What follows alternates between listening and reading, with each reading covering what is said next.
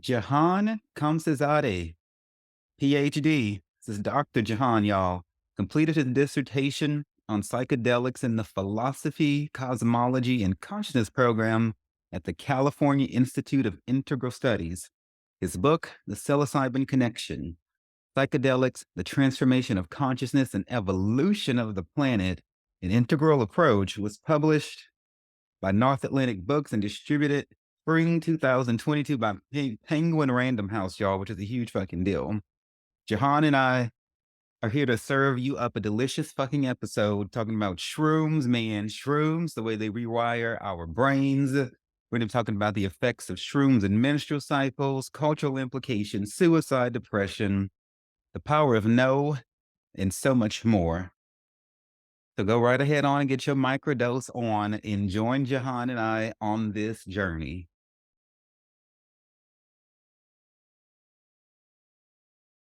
Hello, all of you beautiful, transforming and brightening and evolving souls out there. My name is Devan, and I would like to welcome you back to the Sex, Drugs, and Jesus podcast. I have with me a highly intelligent man today who is super enlightened, super evolved, and he is doing his part to shed that light in the world. His name is Dr. Jahan Khamsehzadeh, and he is the author of The Psilocybin Connection, Psychedelics, the Transformation of Consciousness and Evolution of the Planet. How are you doing today, Doc? I know you told me to call you Thanks, Jahan. brother. No, Jahan's great. And so really happy to be with you in your audience. So thank you. Oh, absolutely. And you're talking to us from Oakland, California. You know, the world knows my heart is in LA. My heart is in LA, but I will be up in San Francisco next year around the time of that, around the fall. I don't know if I'm going to come for the Folsom Street Fair or not, but Come on. I'll probably be there for the Folsom Street Fair. Do it, dude. And so a lot of vitality here, a lot of festivals, a lot of great culture, pretty much always happening in Oakland, SF. So it's a great place to be, especially in the realm of psychedelics. Yeah, so we're talking about fucking shrooms, man. So before we get into that, and y'all, his book was picked up by Penguin Random House. You know, it's a huge publisher. They're always talked about on all the major networks, be it MSNBC, ABC, or whatever. Those are the sort of authors that they tend to have on those shows. So talk to us about like your education, how you came to be known as Dr. Jahan, and your history and background and where you're from. Yeah, it's obviously a very long process. The bachelor's was first in physics and mathematics, and then I had a mushroom journey that was like, lead physics and study mysticism. And I'm like, mysticism's not even a major or profession. But I did leave physics and majored in philosophy, minored in physics, mathematics, and psychology. They got my master's in consciousness, transformative studies in the Bay Area. Then the doctorate in philosophy, cosmology, consciousness. And then gearing up to write the dissertation, it's very clear that psychedelics were the most transformative things in my life. So I wrote my dissertation on that topic, specifically on mushrooms, and I wrote it with the intention of it being a book. And while I was doing the writing, I went under many different psychedelic guide training. So my school was the first above ground psychedelic guide training at the California Institute of Integral Studies. So I assisted there for 2 years. I did 4-year underground training with the Mazatec mushroom tradition. I mentored a year for School of Conscious Medicine, did 2 years of somatic psychotherapy training. So I was in a lot of trainings at the same time while working my doctorate. So by the time I finished the whole process, there was already a lot under my belt to be able to talk about, this topic quite eloquently. So did I hear you say that that your first above ground psychedelic education came from a biblical school? Did you say Oh, biblical? no. So, no, California Institute of Integral Studies. So it's a Oh, spiritually based accredited graduate place. Like they see spirituality as like a foundation of our existence. And it's like a super legit training. Mostly focuses on therapy, but I was more in the philosophy department. okay. I'm totally on board with the integral, but when you said biblical, I was like, wait a minute, For sure. wait a minute, That's like around I the corner, I'm glitched. sure. Biblical psychedelic stuff, I'm sure is going to be happening pretty soon. I was like, let me find out. So I heard you mention the word mysticism. Just in Mhm. case somebody out there might hear that and get like spooked that doesn't know exactly the Mm. when you're referencing mysticism, can you define that, please? Yeah, no, it's definitely a term that probably goes back at least hundreds of years. The way I break it down is the awareness or coming to communion with God. And God can be defined in many ways. You can call it as an intimacy with the universe, a deeper identity, an expansion of consciousness, a movement towards oneness with everything. It was That's been a natural inclination and interest since I was a teen. I was atheist for a long time, but there was this deep kind of existential part of me. And it wasn't until I took mushrooms and kind of this merging with God at 18 that really shifted my life. And I was like, okay, God and spirituality is real. That's the foundation of reality. Let's really move in that direction and understand it more clearly. Okay. I was going to ask you about your first mushroom experience. So when you were 18, that was that the first time you did it when you had this experience with God? Yeah, the very first time I did mushrooms was I was 15 at a school trip. We were actually to Los Angeles. I was at theater to see some plays and go to Six Flags. And pretty much everybody on the trip took LSD. And I was scared at the time. I'd never done anything. I'd never even drank alcohol, smoked weed. But I had a lot of FOMO. And come 11 o'clock at night, I'm like, okay, somebody have something. Somebody had mushrooms. I took it. The Matrix had just come out. And so what happened was I looked at the walls and it broke into the Matrix code. And I was like, okay, this is fucking crazy. Then I spent the next 3 hours contemplating my parents' deaths. I'm like, they're going to die sometime. It's almost like in this deep existential sadness all night. So it's a very deep experience. It wasn't necessarily fun. Then I revisited again a few times later. And it wasn't all until like I was just going to go to see my favorite band play that the set was really setting for like, and I'd been contemplating existence now like for a few years nonstop that it kind of accumulated this breakthrough of the experience of I'm going to die, but I'm too curious to stop the process. So I let myself die. And that's when like it kind of punctured through and kind of really expanded and a voice arose inside. And it's like, we're eternal. We're all made of light. Love's the most important thing in the universe. Followed after that is learning. And everything else is so insignificant to those two things that you never have to worry about them again. Well, fuck. And this was all on shrooms, or were you on LSD? I know, right? No, that was shrooms. Again, like super not expected. I thought I was going to go out one time at a concert. My life changed upside down within 2 to 3 hours. Everything, my life trajectory and what I decided to study, the person I am, the way I saw the world, just 3 hours. I was bawling the whole time. I was just like, wow, this is really occurring right now. You know what? There ain't nothing like a motherfucking new point of view because Yeah. perspective is everything. Yeah. You know, We make our decisions based off perspective. And so with that change of reality of who I am and what the world is, I made a lot of different decisions moving forward. how much do you remember like the dosage of shrooms that you did that first time? Yeah. So somebody I didn't know who I met on the way to the concert just gave me mushrooms. It was that unexpected. I probably took an 8, a small handful.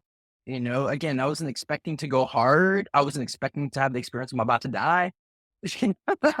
But it kind of just started like the process itself to pull, and I could have stopped it.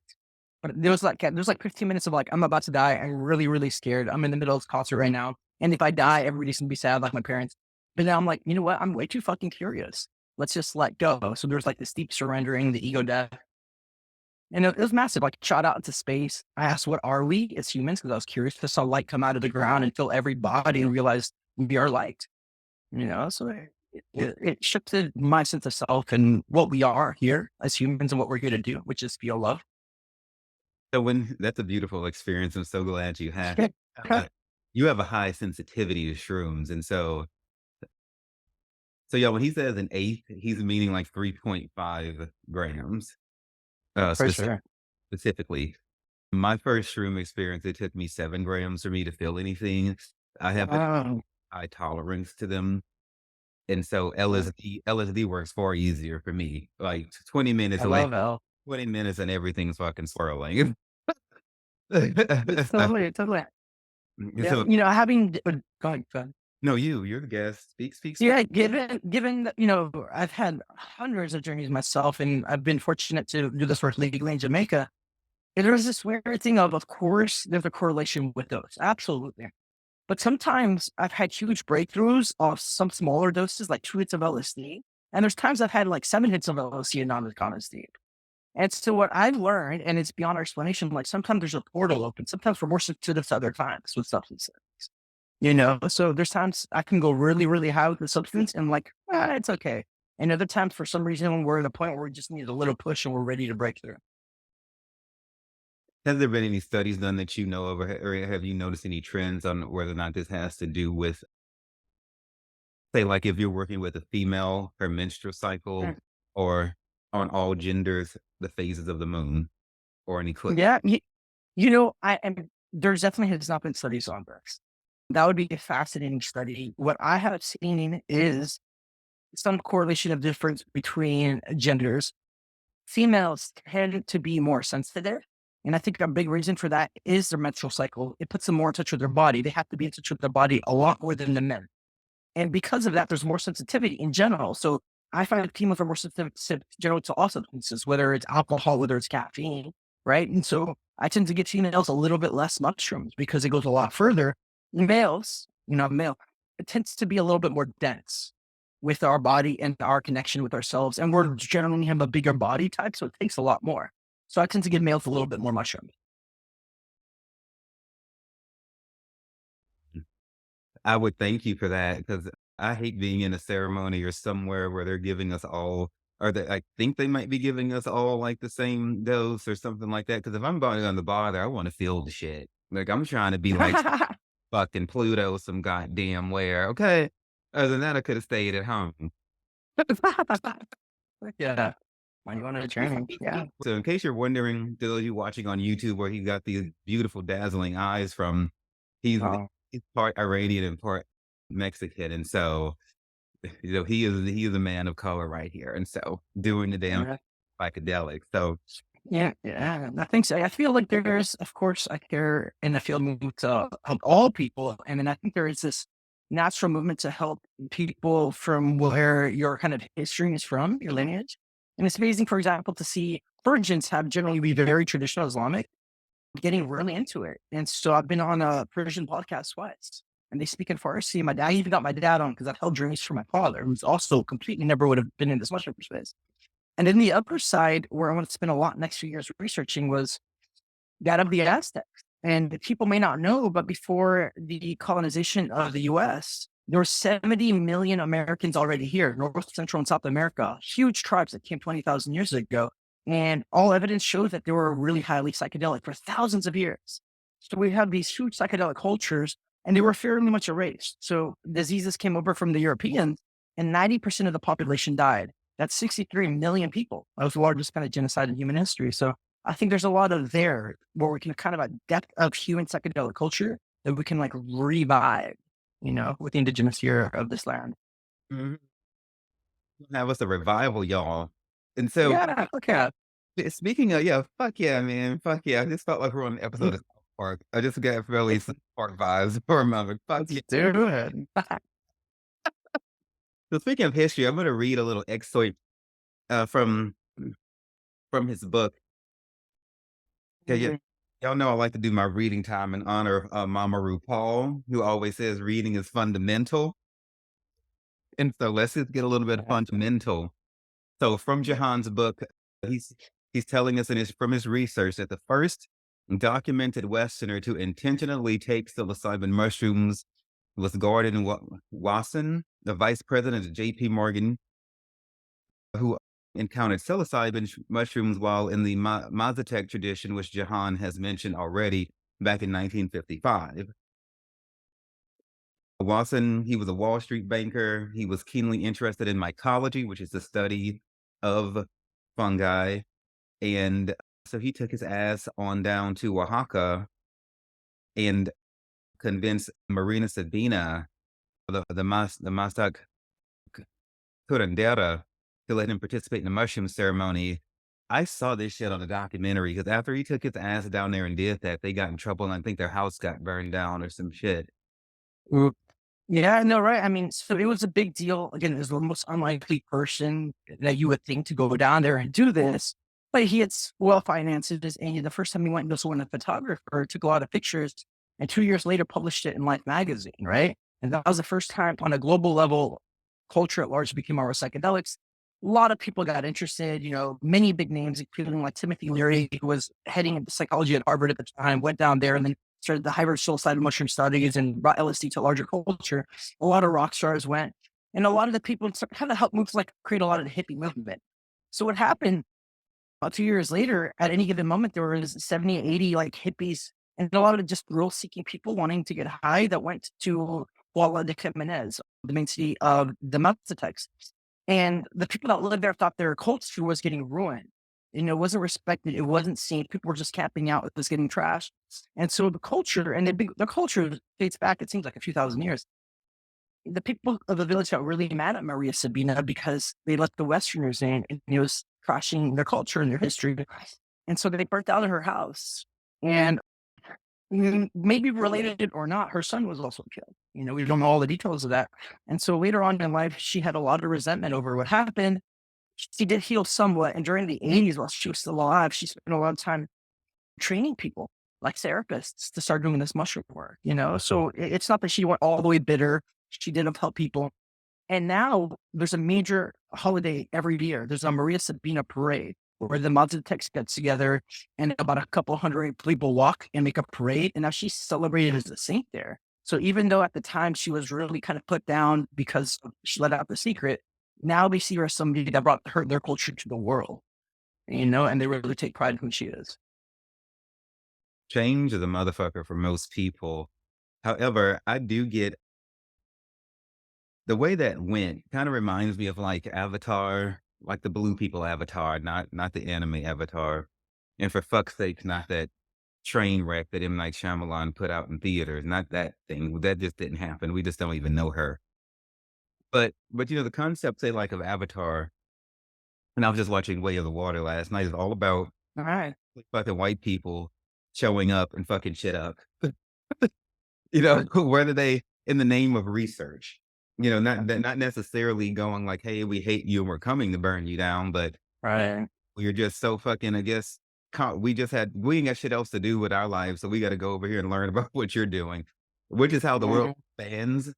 But there is destruction that comes along with it, and Maria's story is exactly like Avatar to me. She was Uh, let them in.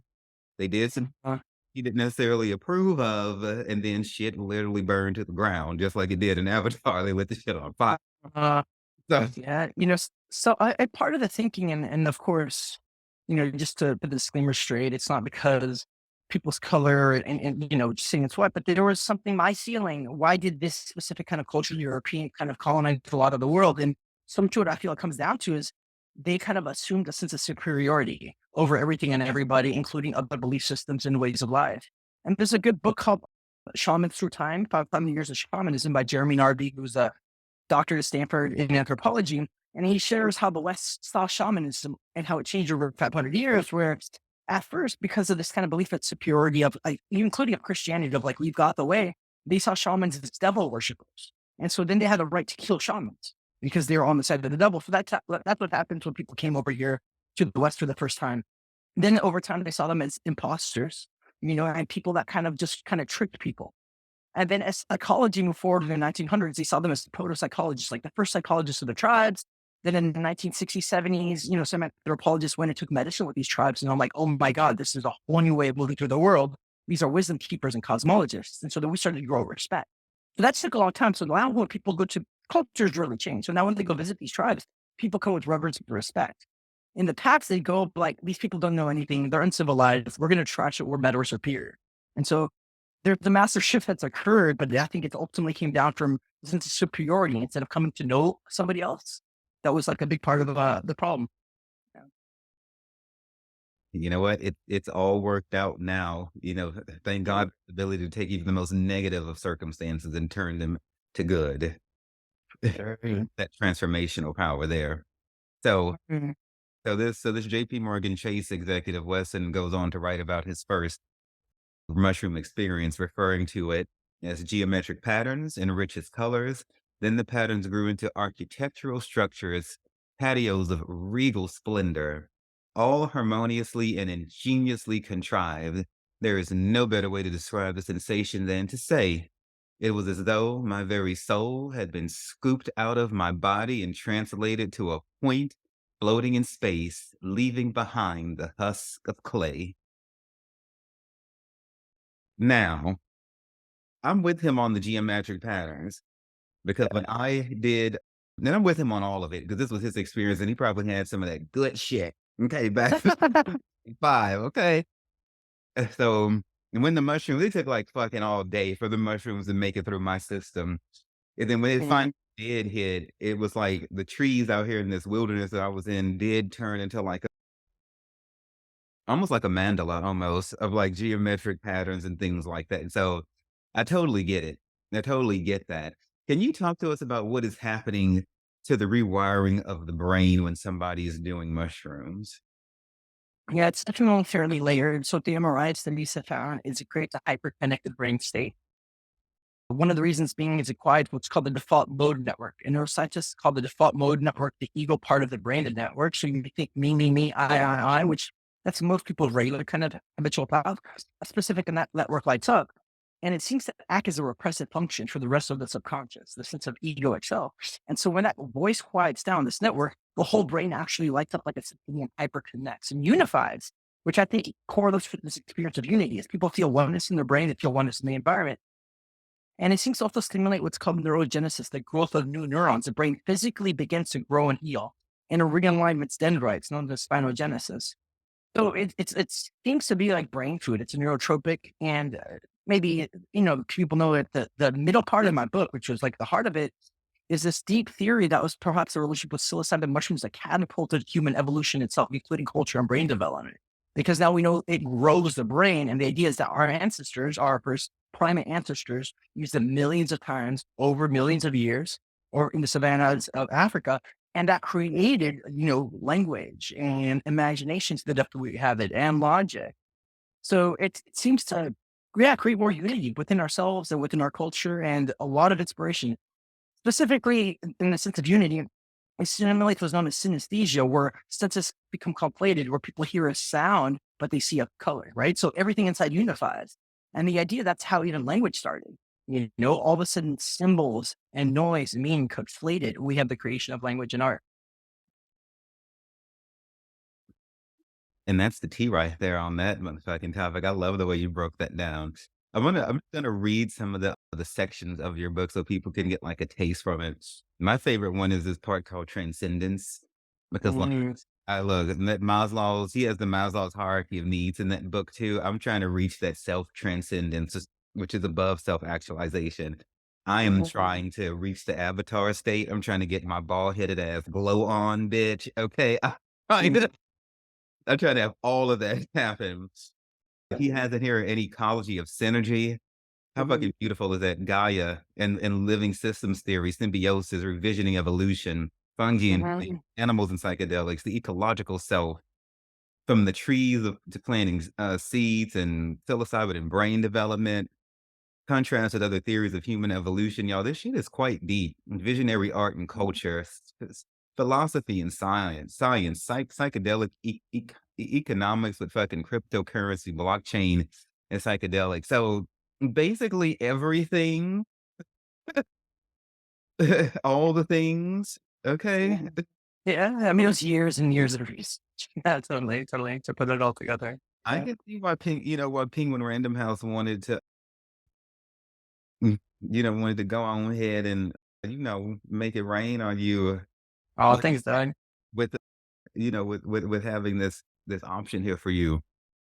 I want to know, like in your personal life, for yourself, has mushrooms helped you to overcome any sort of mental health issues, and what Mm. are some of the mental health struggles that you personally struggle with? Yeah, no, it's been a lot. So they've probably saved my life, right? Like the biggest shift was this truth that like God or some sense of unity of consciousness exists because it changes the foundation metaphysically of everything. And it creates a personal relationship to the universe, right? And then again, that everything's spiritual. I feel like one of the main big insights is that everything's interconnected. And I grew up with immigrant parents that were both illegal in this country for a long time. And because of the school system and the way things unfolded, I had a deep sense of not belonging and a lot of depression, right? So very suicidal at a young age. And this healed my sense of self. So I've worked with most of the people that come to use psychedelics therapeutically, they're dealing with depression. And what I've seen at the core of depression is I don't like myself and I don't belong. And if you're forced to be somebody you don't like, life is inherently depressing. If you really like yourself, life is pleasurable. Right. So that's a big difference. So I've got to shift my identity. I got to shift the way I see the world. I know my value system, like love's the most important thing in the universe by far. So I really prize my relationships. So it's really organized my psyche and my life. And so it's not that I still don't struggle or things because, we inherit things both genetically and culturally. There's intergenerational trauma. It's like healing's a lifelong thing. But I would be nowhere near as I am without the help of psychedelics. I love therapy, I love yoga, meditation, but talking only goes so deep, And so when you're in this deep space, you're kind of communion with nature at large, and it like shows you things and teaches you stuff that I feel it'd be hard to get from other humans. You're right when you say talk therapy only goes so far. I'm really touch and go. Like we were talking before we started recording, you had asked me about what I had gone through this year and why I'm making some of the changes that I'm going to be making. Well, I have made a lot. Many are happening today as we speak, and there's going to be a lot happening throughout the rest of this year. When I go into these groups, people who have dealt with codependency issues and sex addicts and trying to overcome the abuse from these people, it's like I can only take so much because it's easy in talk therapy to get into this trap of just hearing yourself talk about the problem rather than to actually go about the business of fixing and resolving the problem. And and what I love about psychedelic therapy is about resolution. It's about okay, we rewriting the stars, rewriting the energy, not nursing it and babysitting it. So there's people say in a narcissistic support groups that I might have attended in the past. Okay, it's been 5 years since this happened, or they left this person. On the one hand, I'm like, I'm glad you have this support group. On the other hand, I'm like, bitch, why the fuck are you still talking about shit? You know, 5 damn years later. At what point are we going to, you know, push past it? And so everything in the psychedelic circles is about closing old doors, opening new ones, and not making a pet out of the pain that we have been through. And that happens far too much. Yeah, no, I think really well said. I think a lot of people when they first show up for the work, and this is understandable because the way therapy is structured, they're like, finally, I want to deal with my shit. Let's go into the darkness. And I'm like, that's good because the darkness might come up. You might have guilt, shame, horror, fear, trauma, sadness, shame. Like you might have to. But what I've seen overall, what's actually been more affected is if things naturally move more towards the positive emotions. If people feel deep love and peace, sometimes it's their first time they've ever felt that. I've heard this so many times. Oh my God, I've never felt peace like this before. Now they have a new point of reference for what is possible. Like if somebody's and that's what happened to me out of my darkness. It's like I felt like life was this dark tunnel my whole life, and I finally had this experience of merging with light. Now I know that's real. Now I know it's just a tunnel, and this is not what life is, just like endless darkness. And so what I've seen is people that shoots them out of this dark tunnel is the emerging of positive emotions. That's generally more helpful. And it's so not expected, and it's not the way therapy normally works. You get it? So it breaks the pattern in there. You're like, oh my God, I finally feel safe. I've never felt safe before. Now I know safety is possible. And you start moving in that direction. So have you seen in the practices, like you said, you do this down in Jamaica? Have you seen, you're a positive minded person and you have like this in you. So, a large part of me wants to believe or feels like this was just waiting to be awakened, okay, within you. But what about somebody who has a darkness to them, say like a serial killer, somebody who is a part of the, like maybe like the dark triad of psychological problems? Maybe they are a fucking sociopath, or maybe they are somebody who beats their wife. I want your opinion on this because some people, society will throw away. And as much as I harbor a lot of like, get the fuck away from me from people who like hurt people. But at the same time, they're still people. Okay. And I don't believe anybody is beyond the change if they want it. So it can't just work like you drop some shrooms or any sort of psychedelic on anybody and they're guaranteed to have like a breakthrough like you or I did. Some part of us was open to that and ready. So do you think it's possible for somebody who's actively living in a state of hurting other people to actually get this sort of evolution right here, what we're talking about. It's definitely possible. I've seen and felt sometimes with people with a huge inclination towards narcissism, it takes a lot longer because they're really holding on to a sense of self and ego, and they're fighting the thing like they numb themselves out so much to who they really are that even though they take the psychedelics, they don't notice much change. But yes, it's possible. And just to kind of expand on this topic, I think part of the deep work is embracing darkness, right? Like we are the yin and yang. If we don't embrace darkness fully, we project it outside and we think other people are dark and we live in this kind of good versus evil reality. And so I've had a lot of really, really dark journeys, but they've really, really freed me. And so what I've seen is there's no real kind of feeling, there's no evil in the universe. It's just a projection of darkness outside. What I've seen at the root of what we call evil is just deep, deep, deep selfishness. Right? And, like, so hurting other people for the sake of your own pleasure is, like, the most evil thing I could think of, like, the Machiavellian, the psychopath, like, "Oh, seeing other people hurt brings me pleasure, and that's the reality." It's just I'm using the resources and everybody around me for my sense of self, so it's really comes out to extreme selfishness, and we need a balance between self and other, and so what I see that can be healing is the death and transformation of that sense of self, and that's where we get to the transcendence piece that you're talking about, Maslow, where we realize we really all are one, like, we're one self. So there is no hurting other. That's hurting you. We're the same being. And once you start paying attention, there's all these, might sound strange for people, but karmic feedback loop. Anything that you go out, do outside, it kind of comes back to you because the universe is trying to teach you that we're that interconnected and we're that one of a consciousness. So unless people have that deep realization, they're stuck in this pattern of feeling isolated and selfish. Right. But if you realize we're one fucking being, like everything we do on the other side of the planet affects this side.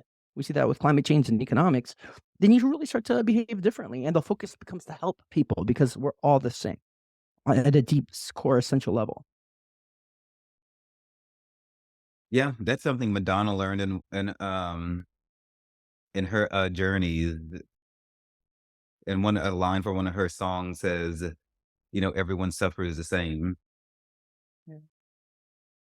It was a very like not very like widely publicized song, but Mm. what you see is not necessarily what you get. Eyes are the window to your soul. Take your judgments and let them go. Oh, I love it. Is Uh, is this song, and only the big Madonna fans even know what the fuck I'm talking about, right? So, yes. yeah, so we are very much all connected. We all do rejoice the same, and we suffer the same once our awareness is open to see that. But the thing about it, that is whether or not a person realizes it or not doesn't change the fact that it's Right. happening. Oh, they may not. They might be stuck in a prison and create hell for themselves and other people. But like you said, it just comes down to perception. If they see themselves as isolated or other people are evil or themselves, they start creating that reality. Unless, the other opposite is like we're unified, this is heaven, we're here to grow and learn. And then so then that shifts your entire orientation towards yourself and other people. What I have observed is I have stepped away from the darkness of these past few years as I have been evolving intensely Mhm. in order for me to create the future that I want. And I'm talking to people who are people of light and have consciously trying to be that. I feel myself drawing to other people such as yourself, people who think consciously and things like that, because I cannot be around anything that is opposite of conscious living. And I begin to look at everything as an energetic transaction, because really that's what it is. So I don't know if it was all the prayers I've been praying in here on my knees to the Holy Ghost. I don't know if it was the damn tobacco tea, the LSD, or whatever, because I threw it all against the wall because I needed a change. And something then stuck. Because something has definitely shifted. So I'm gonna give people something very, very practical. So like there's 2 bars in this town that I've been going to like for the last 10 years, okay, that I used to go to. Back when I was lonely, I used to go there always trying to look for a boyfriend or a partner, or some sort of friend or whatever, because my emotions were all like fucked up, which they're not anymore. And I realized that, it's still the same damn people going to that bar with the same intentions, which aren't entirely pure. Not saying the bar is evil, but for me, and for a lot of people, it's like the energy is stuck there because it's not that much variance. And so I decided I'm not gonna go there anymore, okay? And what I did with that was by closing that door, I was able to open the path to new doors because that's energy I'm not putting in a place that's not really profiting me anything that I can calculate other than the hopes that something's going to happen if I go to the same damn bar again. It's been 10 years, bitch. No, it's not. If it's been 1 year, bitch, it's still not. The thing is, you have to bring the newness and you have to put yourself in new positions. The more, Jahan, that I've started to say no to old places I used to go, different opportunities manifest themselves. There's something, Nice. there's something Madonna said, creation comes when you learn to say no. Beautiful, man. I love it. What do you think about the power of the creation that Mhm. comes with no? Yeah, yeah, yeah. It took me a while. At first, it took me a while to learn into my yes, and then I started saying yes a lot. And it was beautiful. Then you start hitting the limits of that. And then there's that shift of saying no to something and saying yes to something else. Like strengthening your boundaries is a way to maintain your power and your sovereignty and self respect. And so there's a lot of power in saying no. And then it keeps, like you said, your energy available for something mysterious that may arise. If you're at that bar at that time, you can't be somewhere else. You're hanging out with a specific person, you can't be hanging out with somebody else, and so if you're definitely putting your energy into something that's depleting you, that has a huge consequence, and it's like I used to go out to look for partners all the time, and if you're constantly going out seeking, you're depleting energy over and over and over. You're putting more energy out than you're getting back. So there's a sense of loss that happens in self-esteem and power, and so I like the self-preservation of that, of gather your power, and from that place, I think a lot of new things can emerge. The same thing goes with apps. I warn people against using hookup sex apps all the time because those And I see that with the apps for are sure. huge, I've gone there. Yeah, yeah, yeah, huge yeah. energy dumpster. You're just drained, and you're like, "Wow." Totally, it's not as reciprocal at all. And when I ended this relationship that I was in, at first I was all pissed off because I wasn't going to be able to be like having like the companion that I had and especially like the sex that I was used to having. But then I realized after I got done having a fit over that, that this is a beautiful thing to actually not have the same thing that I had for the last 4.5 years. I got accustomed to it. And so I was whining like a baby because it was over. But then once I settled into it, I was like, well, this is creation. This is all new. So what? I've been having sex consistently. I'm just not going to have it for the next year or two or whatever. And that's totally fucking fine. That is empowering to me rather than acting like I can't live without something. Because that would say very bad things about me if I can't go without anything for as long as I decide I want to. I love the mind shift, dude. That's very empowering and very freeing. I love that seeing it as a gift instead of a loss. That's amazing, man. Now, it took a couple Yeah. of Yeah, couple of fuck. months. Yeah, yeah. Oh, at first, mom was not pleased. I was like, "This is some bullshit." But I have me a prostate. I have me a prostate massager now. The dildos do the job just fine, honey. Trust me. Oh, good. Beautiful. And then, and then there's a re-engaging. I removed every app, all that stupid Twitter porn, all anything that has to do with all of those social media profiles where the guys are working out and they're shirtless or they got like their dicks hanging out, bulging and whatever. Anything that's like a sexual connotation like that, I realize is super distracting and it's like a negative energy trying to drain me. And that's like, I'm not gaining anything from this. Those guys are probably super insecure anyway, and I don't even want to feed into that. And so I pushed it all away so that my mind can be cleansed and I can re-engage relationships, human sexuality, and everything brand fucking new whenever I do. And so I've entered a void where none of that is around me. Dude, I'm proud of you. That's a lot of strength because I know how attractive and magnetic they are.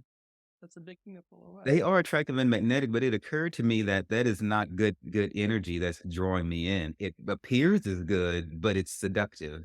It's not true to its form. Love it, dude. And so I'm saying all that to say, y'all, is when you decide to take these sort of leaps and bounds and the positivity that can come to you can come in the form of ideas. Okay. It may not be a person. And I preach all the time, y'all stop seeking fulfillment in a fucking human. Like you have got to get it from like God, from within yourself. You cannot look to a human to make you happy. You're never gonna fucking be happy. And you gotta go out and meet the world already happy and it's accepting yourself, not trying to get it from an experience with somebody or with a thing. ideas can come to you if you sit down and be quiet and be still, but they can if you're always up and moving around. And so, what do you think about the power of stillness? Mm. Now, I've gone through different periods of meditation, and they were partly catapulted because of psychedelics. That like the same message kept coming through of like, have it part of your daily practice. And there's times where I've gone through like 5 years without missing it. And because of COVID, I got out of my regular ritual. I do like maybe 15 minutes a week right now of like focused meditation, while before it was like, I went from 20 minutes a day, and there's a period I would do an hour, then 2 hours, and 3 hours a day for like several months. So there's times of going in.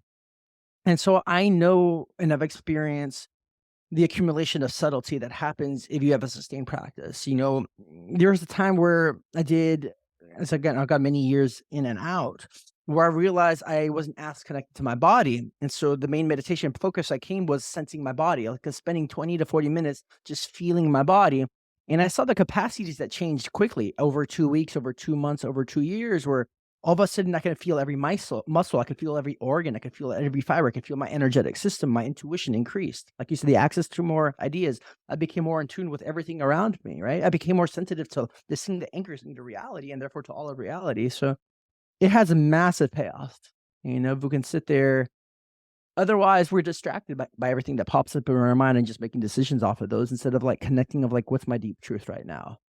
I'm from that subtle to listening to that deeper intuition that's inside. Yes, y'all. Do what Jahan is telling you and listen. Go down and listen. Listen, listen, listen. And yeah, and probably do you some fucking shrooms. Probably you want to reach out to Jahan and find out where these Jamaica retreats are, and see what can be done because if talk therapy is not working, and I'm really against medicated medication. Okay, because there's no healing in that. It just suppresses it, which is what the fuck talk therapy can do too. It just depends. But we have so many different options, y'all. So many fucking different options. How many different types or strands of mushrooms are there? When it comes to psilocybin mushrooms, there's at least 200 worldwide. And so we're talking that the same compounds in it, it's just a different species. And a lot of different species have the variation on dosage. Some are 4 times stronger than other ones. One of the many reasons I focus on that psychedelic is because it's so accessible worldwide, like grows on every continent but Antarctica. And now people have come really good at growing it. I have friends out there, including if you go to the website mycorisingfungi.com, my friend Seth set up an entire workshop for $100 to teach you how to grow mushrooms. And for people that are also looking how to get into this more, we wanted to create a free training for people, especially like in lower socioeconomic and minority communities. They can't afford a therapist and guide. They don't have access. They can't go to Jamaica. And so we created a free 4-hour online training to help people sit for each other. So you can find that at silohealth.co, like PSIL health.co. And it's like 9 different modules, if people want to get into this. And this way they could do it with their friends, and at least coming with like a lot of harm reduction techniques. If you send me both of those websites, or you can put them in the chat now or email them to me, I'll put them in, Sure, bro. and Yeah. that way that everybody can have them. And then if I think about it, when I do the social media post for this, then I'll list those websites as well. But for Yeah, sure that's they'll fair. go. But for sure they'll go in the show notes. Yeah, thanks, Well, man. then It's just like, go ahead. It's like the whole world deserves access. And right now they cost a lot. Like once we're moving towards federal legalization, it looks like 2024 to 25, like federal legal across the US for medical use. And because it's still new and people got to get trained and it's going to cost a lot at clinics, it looks like, for example, MDMA is going to cost $12,000 to $15,000. That'll include 3 journeys. Psilocybin might be something similar. So even though we're moving towards legalization, it won't necessarily be accessible because right now the protocol is you need 2 therapists per person, a medical doctor on site, and some more person can sleep because as it moves through FDA, there's a lot of fear around this. So the safety profile has to be really, really, really high, even though a lot of these things are safe and it costs a lot of money. And moving towards FDA legalization that's taken like 20 years has costed many, many millions, tens of millions. And so all that money needs to be made. So it's going to cost a lot for a while. So then people can find other access. They could do it through ceremonies, through religious rites. There's like probably, I imagine maybe 70 different psychedelic churches across the US now. where you can do this legally under the protection of a religion, you know? So there's many ways to find access because every person that wants access deserves access.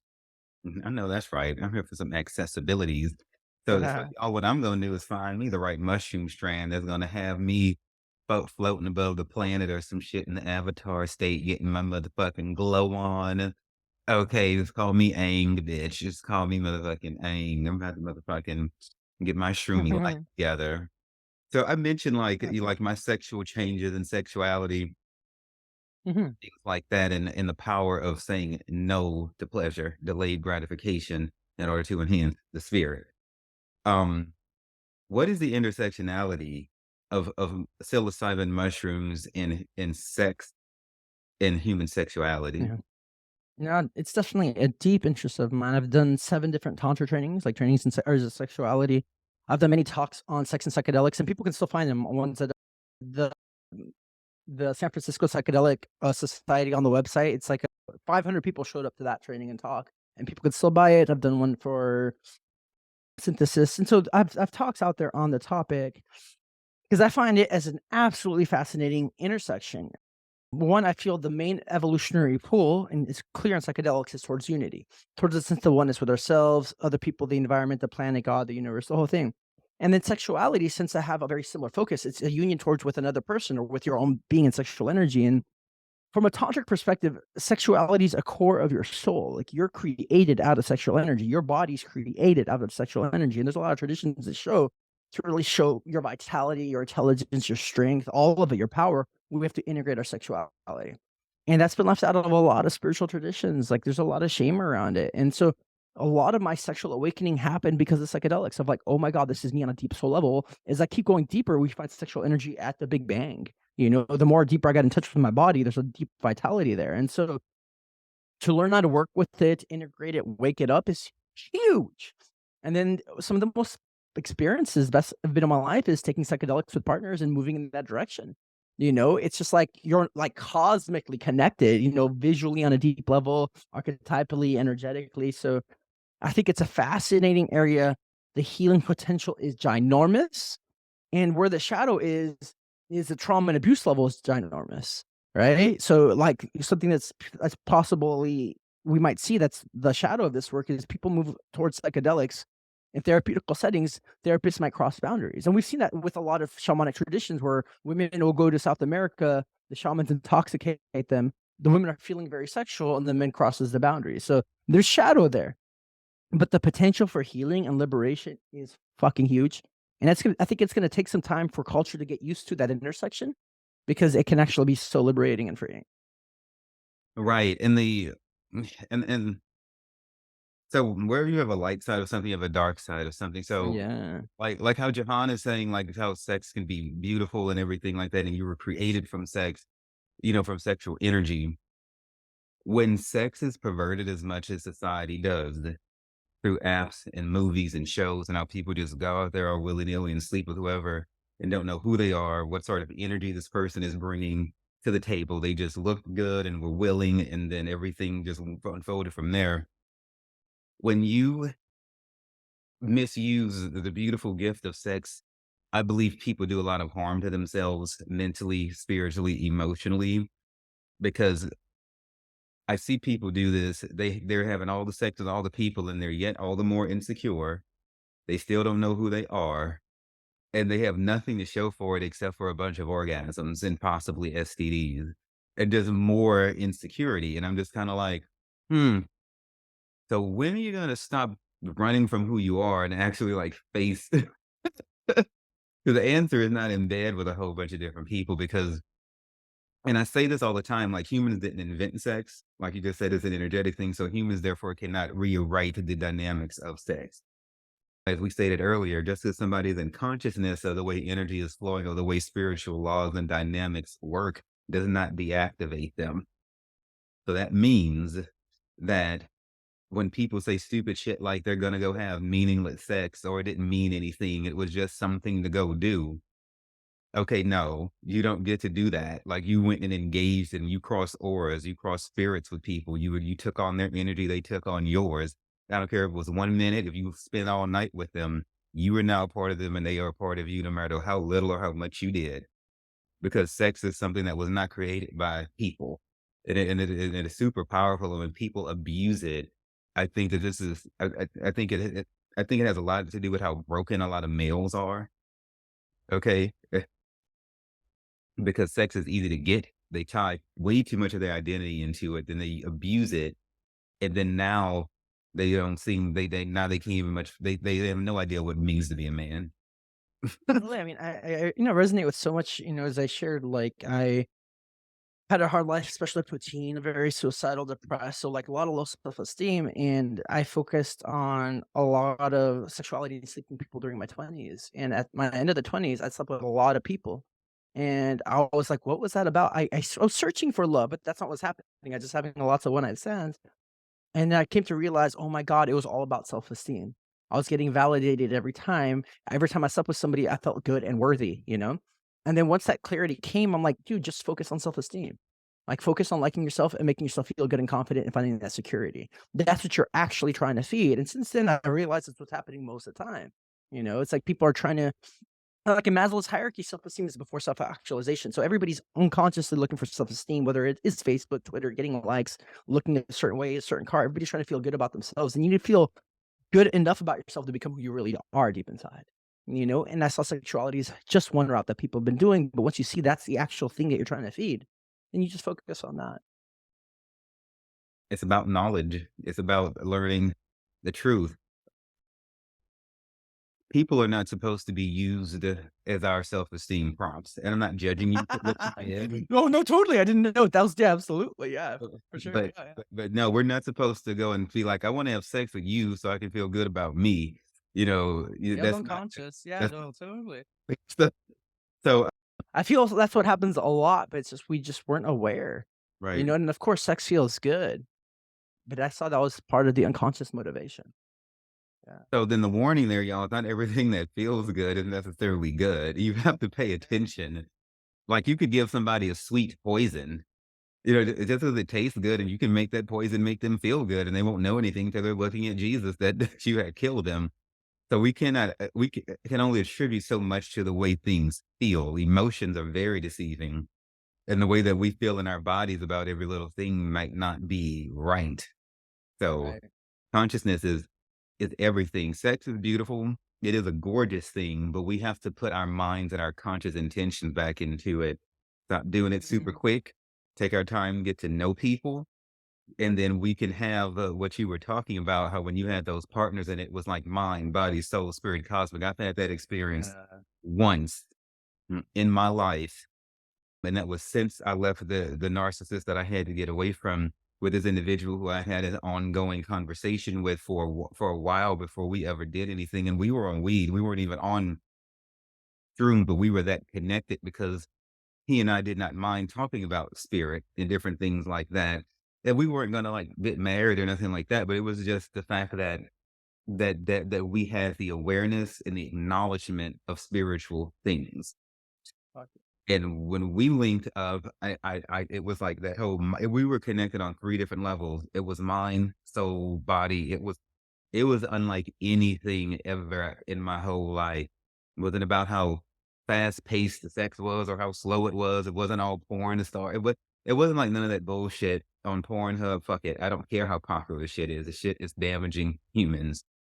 This was some other level shit, like what you were just talking about, and I felt so, like, robbed, maybe of all the other experiences that I had had before. So, like, this here is the Ferrari of sex, okay? This is how it's supposed to be. Well, you Mhm. really, like, were it spiritual first. The dick and all the actual sexual actions, I didn't even remember that, hardly when it was over. It was more about, like, the energy, the electricity of it all. Mhm. Or at least I knew at that point I had changed, and my expectations moving forward had shifted. So, y'all, what I'm saying is no matter how big of a hoe you used to be, you can turn all that shit around and throw some consciousness into your sex life and actually evolve. Don't you want to stop feeding your energy in the empty activities that you already know are just gonna leave you feeling more empty when it's done? You know the thoughts you think Mhm. when no one's in that dark ass house with you. Come on. Now, I'm glad you're not suicidal anymore, Jahan. I'm glad you were able Oh, to. oh no, it's me too. For sure, for sure. We need you alive. And Thanks, so, dog. Yeah, I think there's a natural evolution where, I mean, I think the more you become aware of something, your body does respond and you change. Where over the last 5 years, I've gone to several because like sex parties are pretty big here in the Bay Area, and how things have changed. Or before, I was able to have a one night stand, and now like I can't even really participate in the bar like parties because I have to really, really know somebody, you know. And so there's a natural shift. But for me, it's developmental. I'm sure it was with you too. You know, as I kept changing, like my actual inclination and the way I experience it in my body and who I connect to and how we connect shifts. So yeah. right, it is. How does the Bible say it? That the Lord will change us here a little, there a little, line upon line, precept upon precept. So it won't be overnight, but damn it, you have to mean it. And so you have to be getting after it. These changes didn't just drop on us off, a stork didn't bring the shit, you know, Yeah. we we chose to. And a big problem that I have with humanity, Jahan, is that people choose bullshit. It's like, and then they expect good changes to come just to be given to them. Like there's a sense of entitlement when it comes to religion, spirituality, whatever. So a person will get up and go to work, go find someone to sleep with, go find something to drink or a drug to do in a New York fucking minute because there's associated value to those things. But when it comes to doing deep self work, working on your dark side, your shadow work, trying to figure out who you are. I mean, seriously, figure out who you are. You know, sometimes people can be super casual about that. It's kind of like they'll get to it whenever, or it's like people who you don't know who even give a fuck about God at all. That you don't even know the bitch is religious, and then all of a sudden her kid is in the hospital and she's all on Facebook like, "Can y'all pray for us?" I'm like, "Wait, bitch, you pray?" I didn't even know. You know, Mhm. so people put their energy into people can if they want to. So I just want people to know, like, what we're talking about, you have to mean it. You have to go after this with super intention, just like you do everything else. It's not just gonna happen. So I want to that's pretty much that's pretty much the main focus of what I wanted to cover. Your book is so like prolific and it just has like everything in it. People simply need to go get it. And that's all there is to it. All those links will go in the show notes. He's on Facebook, Instagram. His website is psychedelicevolution.org, and I'm also going to put those other 2 websites that he mentioned, the mycorrusingfungi.com and the cellohealth.co in the show notes also. So before we begin to wrap this up, I just wanna know if there's any last words that you have. I'm gonna ask you after you do that, I'm gonna ask you 3 dad jokes. That's how I end my shows these Oh, days. funny. And if there's anything that you'd like to say, any last words, and then we'll tell our jokes, and then we'll just Yeah, I mean, no, I feel really good. I feel actually fairly complete. Yeah, there's nothing else that comes up. I mean, you people can go get the book. It's on Audible, right? So that's an audiobook. You can get it on Amazon as a regular paperback, and it's an ebook, so it's pretty findable on all the platforms. abso-fucking-lutely. Okay. And, so dad joke number 1, Uh, why did the math book look so sad? Why did the math book move sad? No, no, no. Why did the math book look so sad? I'm not sure because there's a lot of subtraction in it. You gotta tell me. Spoken like a true shaman, but but no, because it had so many problems. Fuck yeah. Fuck yes. Um, how do you fix a broken pumpkin? Broken pumpkin. No, soup. I'm not sure. 'Cause I have jack-o'-lanterns growing in my backyard. Yeah, what, you carve it from the inside out? You empty it out?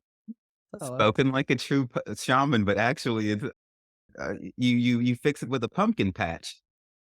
oh, funny. Ha, ha, ha. Give it to me one more time. Be in my silliest, y'all. This Let's silly shit like let's this go could be so ahead. much life. Okay, okay. For So, sure. why are fish so smart? Aw. Oh, because they're always in schools. Right. Oh, fuck yes. I'm on, dude.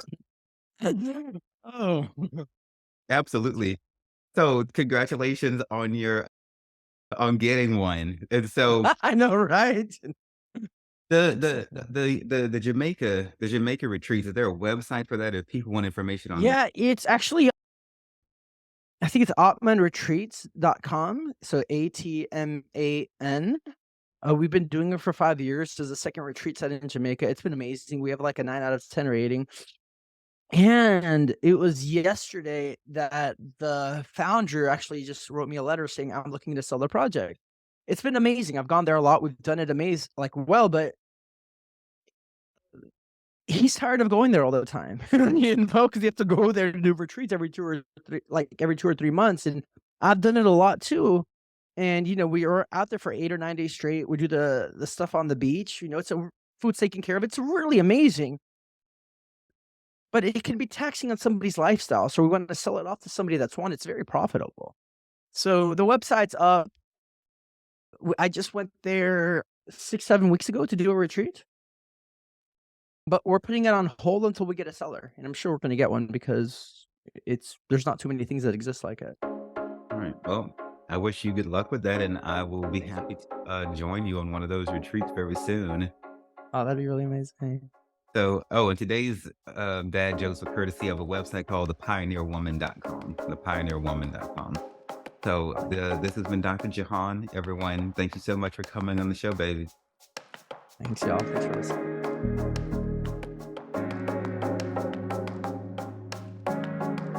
Thank you all so much for taking time to listen to the Sex, Drugs, and Jesus podcast. It really means everything to me. Look, if you love the show, you can find more information and resources at sexdrugsandjesus.com or wherever you listen to your podcast. Feel free to reach out to me directly at Devannen at sexdrugsandjesus.com and on Twitter and Facebook as well. My name is Devannen, and it's been wonderful being your host today. And just remember that everything is going to be all right.